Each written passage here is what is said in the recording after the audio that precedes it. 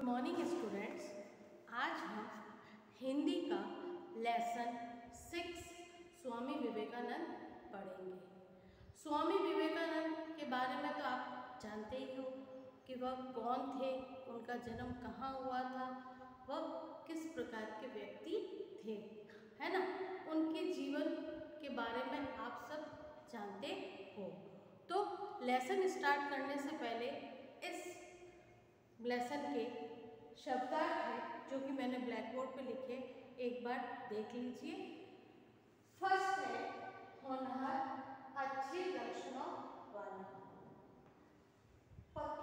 प्रख्यात, प्रसिद्ध, समाज सुधारक, समाज को सुधारने वाला, विचारक, विचार करने वाला, बाल्यकाल, बचपन का समय, निपुण, कुशल, अतिरिक्त, अलावा, शेष, बाकी, अति, बहुत, अधिक, प्रभाव, असर, आदर्श, नमूना, सम्मेलन, सभा, महान, बड़ा, स्मारक, याद दिलाने वाली इमारत, तट, किनारा, प्रेरणा, सत्कर हेतु उत्साह, स्रोत, उद्गम या प्राप्ति स्थल, प्रोत्साहित, जिसका उत्साह बढ़ाया गया हो। समझ गए ना। तो ये इस लेसन के शब्दार्थ है, कठिन शब्द है। तो लेसन स्टार्ट करते हैं। ये कठिन शब्दार्थ आपके लेसन के पीछे पेज नंबर 30 पे दिए गए हैं, है ना। तो चलिए लेसन स्टार्ट करते हैं। इस पाठ में स्वामी विवेकानंद के जीवन से बच्चों को प्रेरित करने का प्रयास किया गया है। मतलब कि स्वामी विवेकानंद की जो भी खूबियाँ हैं या जो भी उनके अच्छे गुण हैं, वह बच्चों को उनसे सीखना चाहिए, उन्हें अपने जीवन में उतारना चाहिए। उनके जैसा या उनके जैसे कार्य व उनके जैसे बनने की कोशिश करनी चाहिए। ये इस लेसन में बताया गया है।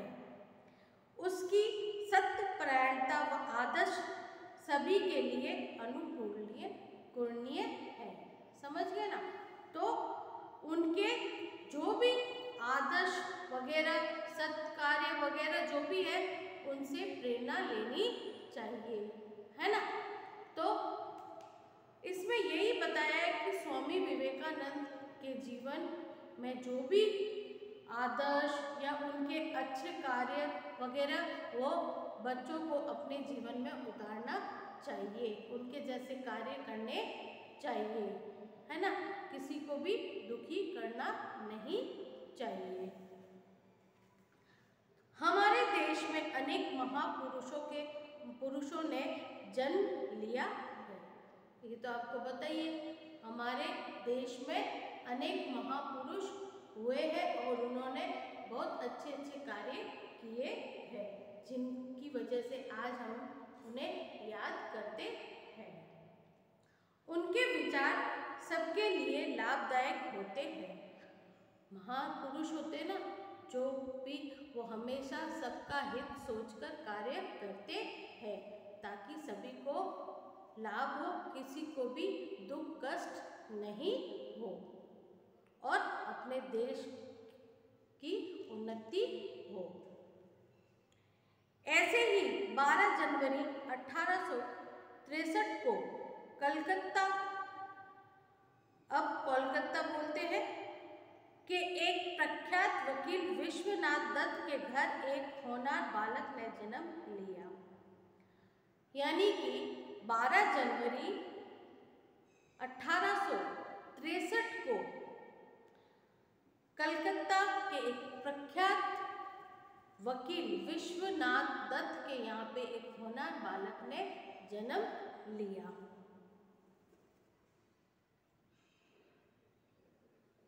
जिसका नाम रखा गया नरेंद्र नाथ, है ना। उस वकील के घर जिस बच्चे ने जन्म लिया उसका क्या नाम था? नरेंद्र नाथ दत्त। यही बालक आगे चलकर विश्व प्रसिद्ध समाज सुधारक एवं विचारक बना, जिसे हम स्वामी विवेकानंद के नाम से जानते हैं।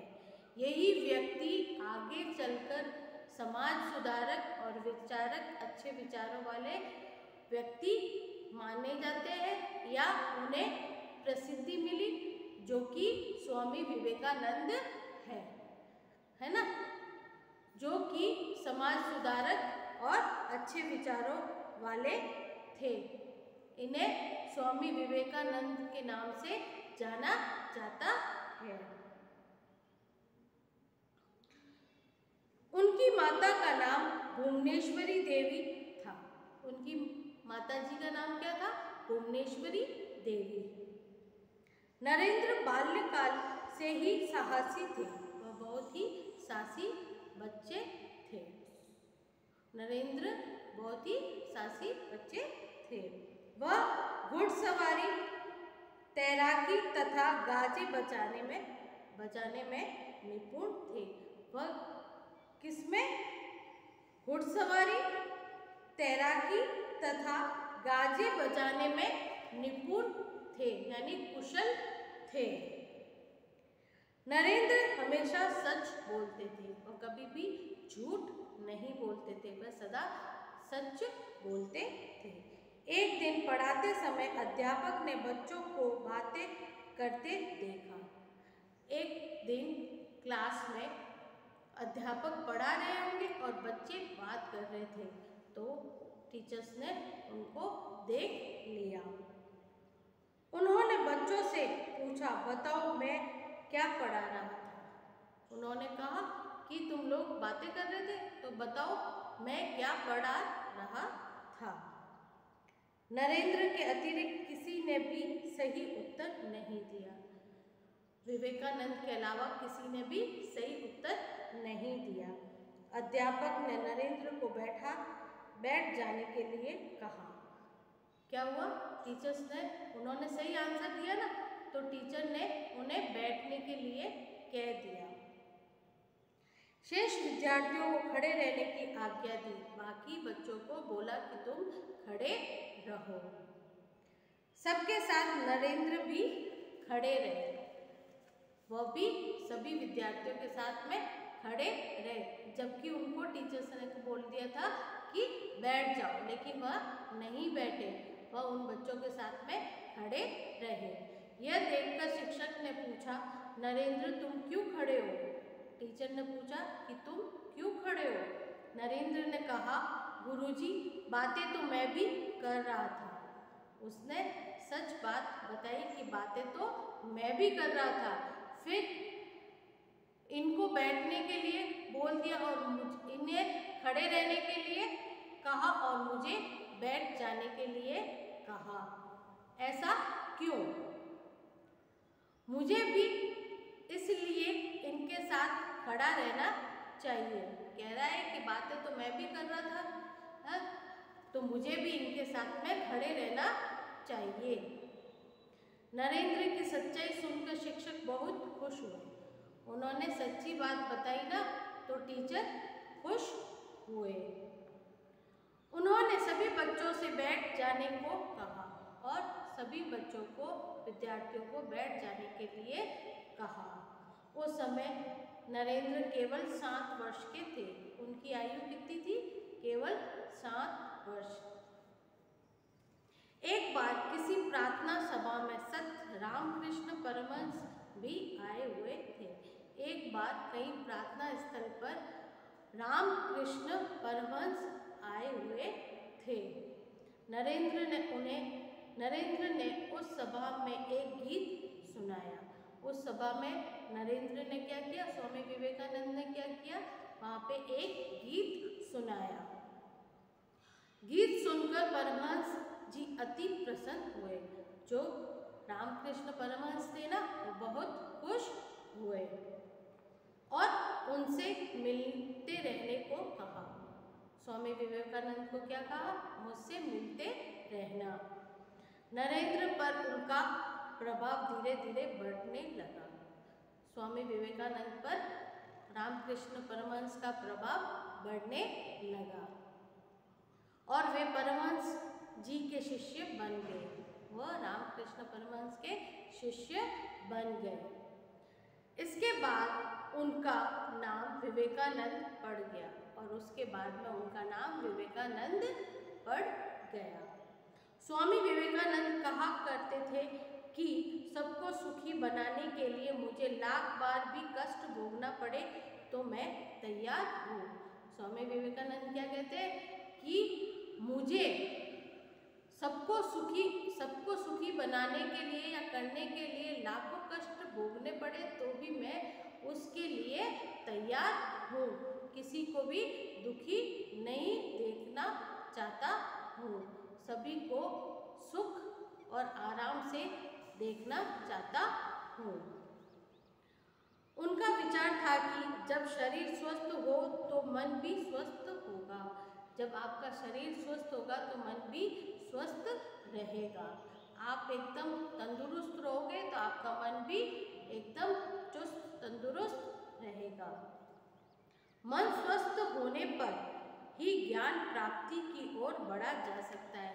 मन एकदम स्वस्थ रहेगा, तंदुरुस्त रहेगा तो आपका किसी भी चीज़ को या किसी को भी ज्ञान वगैरह सीखने में मन लगेगा और उसकी ओर आपका बढ़ाव होगा।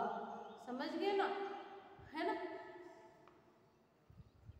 देश प्रेम और मानव प्रेम ही उसका आदर्श था।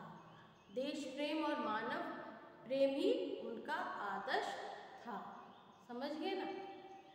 उसके अनुसार हर किसी को अपनी आजीविका स्वयं कमानी चाहिए। स्वामी विवेकानंद का मानना था कि कोई भी व्यक्ति हो उसे अपनी आजीविका स्वयं कमानी चाहिए।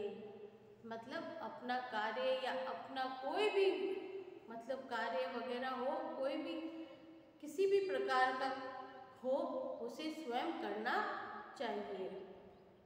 हर गांव में लड़कियों के लिए विद्यालय होना चाहिए। वो क्या कहते हैं कि हर गांव में लड़कियों के लिए स्कूल होना चाहिए। यदि नारियां शिक्षित होगी तो समाज भी शिक्षित होगा। उनका ये मानना था कि अगर नारियां शिक्षित होगी तो ही समाज शिक्षित होगा।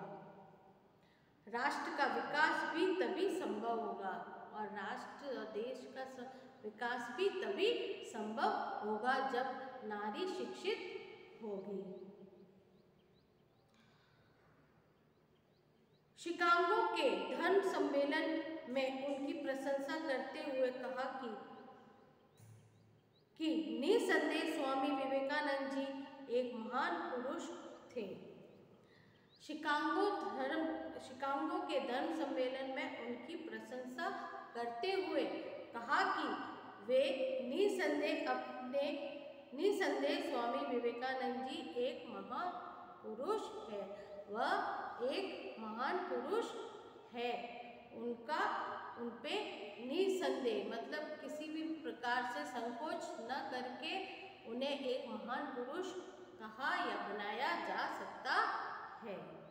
देश विदेश के लोग भी विवेकानंद के आदर्श से बहुत प्रभावित हुए। उनके आदर्शों से देश विदेश के लोग भी बहुत प्रभावित होने लगे। वो जो कार्य कर रहे थे ना, उनके आदर्श यानी नमूनों से बहुत प्रभावित हुए, उनसे प्रेरणा लेने लगे। विवेकानंद स्मारक कन्याकुमारी में स्थित है। विवेकानंद की स्मारक एक कन्याकुमारी में स्थित है। स्वामी जी की 56 फुट ऊंची प्रतिमा वहाँ स्थित है। स्वामी जी की प्रतिमा बनाई गई है, मूर्ति बनाई गई है जिसकी लंबाई कितनी है 56 फीट और वह वहाँ पे स्थित है। कन्याकुमारी के समुद्र तट पर अरब सागर, बंगाल की खाड़ी और हिंद महासागर के संगम में स्थित चट्टानों पर इसे बनाया गया है। तीनों के संगम पर चट्टान पर इसको बनाया गया है।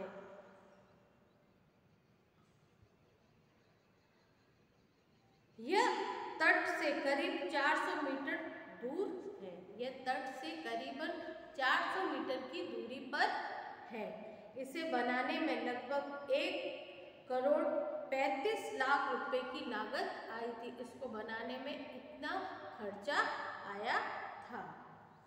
यह स्मारक 2 चट्टानों पर बना है, जिसका क्षेत्रफल लगभग 70 मीटर है। ये 2 चट्टानों पर बनाया गया और इसका क्षेत्रफल कितना है? 70 मीटर। इसे 2 भागों में बनाया गया है। 2 भागों में बनाया गया है। एक विवेकानंद मंडप और दूसरा श्रीपद मंडल है। एक तो विवेकानंद मंडप है और दूसरा श्रीपद मंडप है। 2 भागों में बनाया गया है। दिसंबर सन 1892 में एक दिन स्वामी विवेकानंद कन्याकुमारी के तट पर आए। यह इस सन में एक बार वहाँ पे आए थे, तट पर आए थे। उन्होंने यह चट्टान देखी। उन्होंने इस चट्टान को देखा। वह तैरते हुए वहाँ आए और ध्यान लगाकर 3 दिन और 3 रात लगातार बैठे रहे। वह तैरते हुए उस चट्टान पर आए और 3 दिन और 3 रात वहाँ पर ध्यान लगाकर बैठ गए। स्वामी जी का जीवन नवयुवकों के लिए प्रेरणा का स्रोत है। इससे नवयुवक, बच्चे वगैरह सभी प्रेरणा लेते हैं और उन्हें अपने जीवन में उतारते हैं और उतारना चाहिए। वह उनको सफल जीवन व्यतीत करने तथा आगे बढ़ने के लिए प्रोत्साहित करता है। यह बच्चों और नवयुवक वगैरह सभी को आगे बढ़ने और प्रोत्साहित करने की प्रेरणा देता है। अगर इस लेसन में आपको कोई समझ में नहीं आया हो तो आप मेरे को पूछ सकते हो। धन्यवाद।